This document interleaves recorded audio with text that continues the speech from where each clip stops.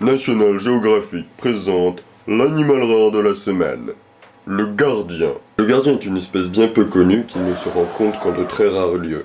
L'un de ses terrains de chasse favoris est l'Anchieta. Le gardien qui, bien qu'elle soit une espèce composée exclusivement de mâles, n'est pourtant pas une espèce en voie de disparition. Ça, c'est bien dommage. Le gardien passe ses journées comme suit. Il s'emmerde encore et il s'emmerde toujours. Mais le gardien est une espèce qui tient à faire profiter les autres de son état d'esprit. Il a donc décidé d'emmerder tous ceux qui passent à sa proximité. Pour comprendre son fonctionnement, nous avons effectué une biopsie de l'un d'entre eux. Contrairement aux autres espèces, le cerveau du gardien est composé exclusivement de deux régions encéphaliques. La région du nom et la région de la carte Anchieta. Eh bien, dans ce cas, me direz-vous, à quoi donc sert le gardien, cet animal si facétieux et taquin? C'est également la question qu'il semble se poser. En réalité, le gardien a été élevé dès son plus jeune âge à réagir face à une menace qui pèse sur tous les sites militaires, surtout celui de l'Anchieta, la menace terroriste. Pour voir le gardien en action, nous avons engagé 2 terroristes professionnels. Ces 2 fins tacticiens vont à présent nous exposer leur plan.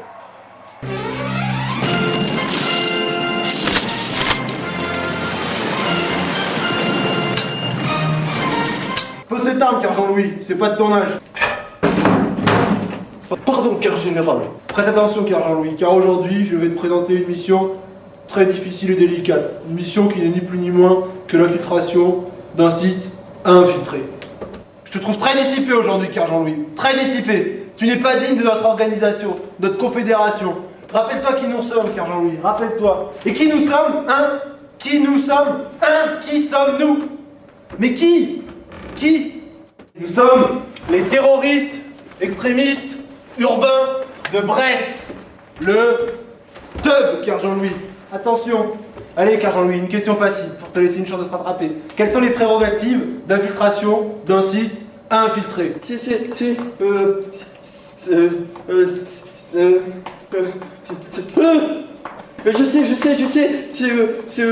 svelte, je sais, c'est élégant,